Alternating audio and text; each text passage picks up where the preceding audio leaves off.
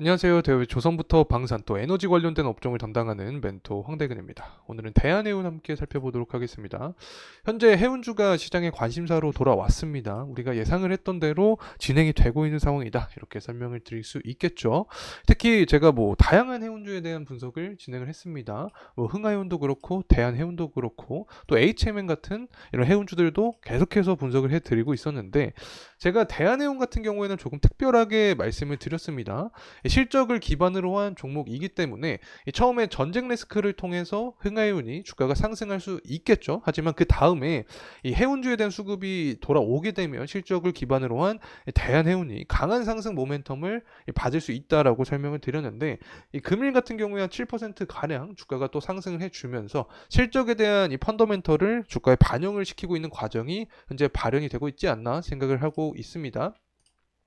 어쨌든 금일 같은 경우에는 우선 펀더멘털 체크를 다시 한번 해봐야겠죠. 이 대한해운 같은 경우에는 이 기업의 재무 상황이 어떻게 진행이 되고 있기 때문에 이렇게 매력적으로 볼 수 있는지 한번 체크를 해보도록 하겠습니다. 그리고 또 가장 중요한 요인이 발틱 운임 지수죠. BDI 지표로고도 설명을 할 수 있겠는데 상승세가 터졌습니다. 금일은 또 11% 가량 강한 모멘텀을 받았기 때문에 대한해운도 그에 따라서 직접적인 수혜를 받고 있는 과정이다. 이렇게 말씀을 드립니다.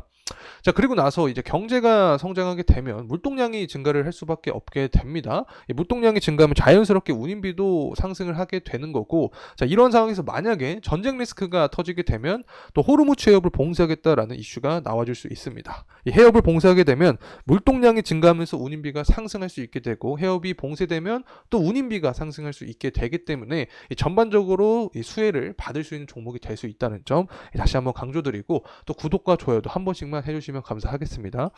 제가 지금 원유 관련된 종목이나 해운주에 관련된 종목들 여러분과 분석을 진행하고 있는 상황인데 물론 저도 신이 아니기 때문에 틀릴 수 있습니다. 하지만 아마 제 영상을 계속해서 시청해 주시는 분들은 아실 거라고 봅니다. 지금 제가 예상했던 그대로 거의 다 진행이 되고 있기 때문에 구독과 좋아요 꼭 한 번씩 해주시면서 저와 함께 하시면 투자 생활에 도움이 많이 되지 않을까 생각을 합니다. 우선은 발틱 운임지수 함께 체크를 해보도록 하겠습니다. 최근 들어서 굉장히 많이 상승을 해주는 모습을 보여주고 있습니다.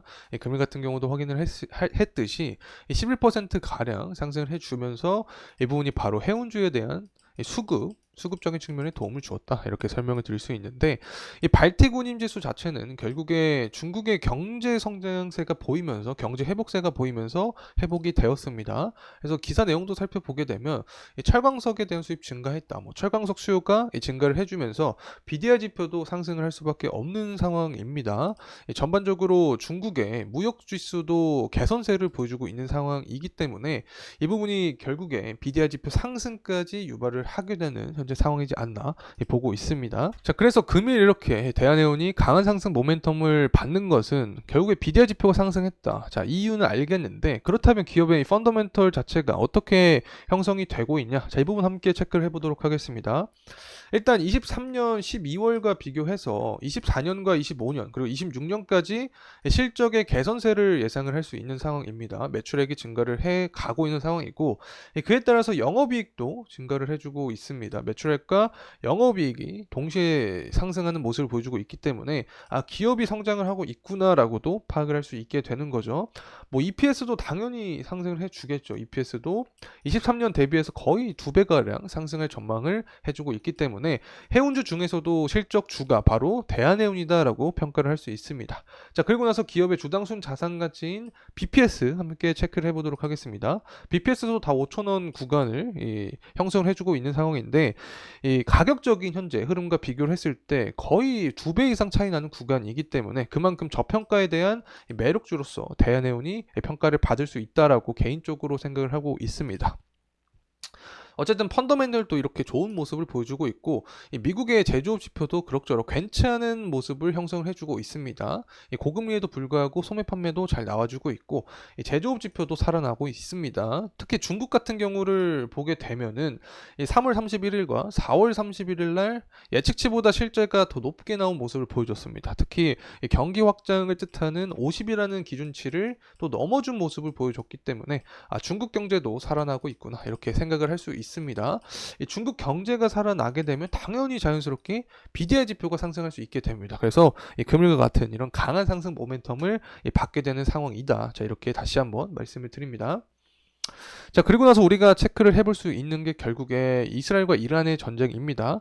이 휴전 협상이 결국 결렬되었다라는 그런 기사도 나와주고 있고, 또 이란 입장에서도 이스라엘이 이 생존을 위협하게 되면 핵무기를 생산을 하겠다라는 이야기가 나와주고 있습니다. 결국에는 전쟁 리스크가 계속해서 이어질 확률이 높아진다라는 거죠. 이 전쟁 리스크가 이어지게 되면 이 해운주의 수급이 쏠릴 수 있는데 대표적인 게 바로 호르무즈 해협 때문입니다.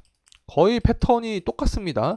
일단은 이 전쟁 리스크가 부각이 되면서 시장에 처음에 충격을 줄 때 원유주들이 먼저 움직입니다. 그리고 나서 시장에 내성이 쌓이고 나면 해운주로 움직인다. 이렇게 설명을 드렸고, 그 다음에 이제 해운주 중에서도 실적주, 여기에 대한해운이 속하는 거죠. 이런 형식으로 움직인다라고 말씀을 드렸는데, 일단은 해운주가 움직이는 요인 자체는 결국에 호르무즈 해협 때문에 움직이는 거죠. 전쟁 리스크가 장기화되면 이란 밑에 호르무즈 해협이 있기 때문에 호르무즈 해협을 봉쇄할 수도 있다라는 이슈가 존재를 합니다. 그렇게 되면 운임비가 상승할 수 있기 때문에 운임비에 의한 영향으로 이 대한해운의 주가도 상승할 수 있게 된다는 점 다시 한번 말씀을 드립니다.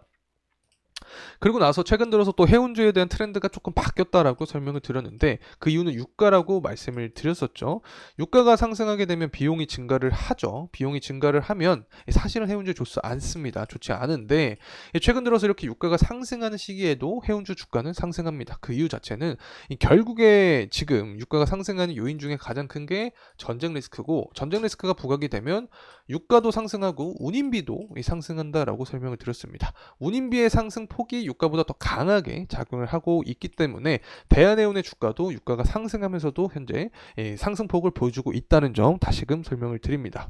사실 정세에 대한 부분은 시간이 지나면서 바뀔 수 있게 됩니다. 제가 이러한 사항은 분석 영상을 통해서 여러분과 계속해서 함께할 예정에 있으니까 꼭 구독과 좋아요 한 번씩 부탁드리고 저와 함께하면 좋을 것 같습니다. 그리고 나서 이제 현재 가격적인 흐름세 함께 살펴보도록 하겠습니다. 금일 7% 가량 주가가 상승해주는 모습을 보여주고 있고, 사실 주가가 최근에 많이 오른 것 같아도 좀 크게 보게 되면 아직까지 이렇게 올랐다라고도 볼 수가 없습니다. 특히 대한해운 같은 경우에는 앞서서 제가 EPS도 성장을 하고 있다. 자, 그리고 나서 BPS도 상승하고 있다라고 설명을 드렸고, 이 BPS 관점에서 봤을 때 현재 구간보다 한 2배 가량 차이가 나기 때문에 이 펀더멘털적으로도 매력적인 구간에 속해 있다라고 설명을 드렸습니다.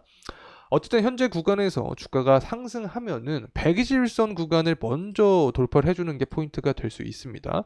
이 구간을 돌파를 해주고 나서 그 위에 구간을 우리가 생각을 해볼 수 있게 되는 거고, 이렇게 주가 상승 모멘텀은 어떻게 될 수 있을까를 또 생각을 해보면, 일단 BDI 지표가 지금 상승을 계속 해주고 있죠. 경제 회복세가 보여주고 있습니다. 특히 이 중국 같은 경우에 철광석 수요가 늘어나고 있기 때문에 이 BDI 지표가 상승하면서 이 부분이 계속적으로 이 모멘텀으로 작용이 될 수 있는 부분이고, 결국에는 11월 대선 전에 전쟁 리스크가 한 번 더 부각이 되게 되면 운임비 상승까지 유발을 할 수 있게 됩니다. 그렇게 되면 당연히 이 부분이 발택 운임지수뿐만 아니라 전반적인 해운 운임지수를 상승시키면서 대한해운의 주가 상승 모멘텀까지 이어질 수 있다는 점 다시 한번 말씀드립니다.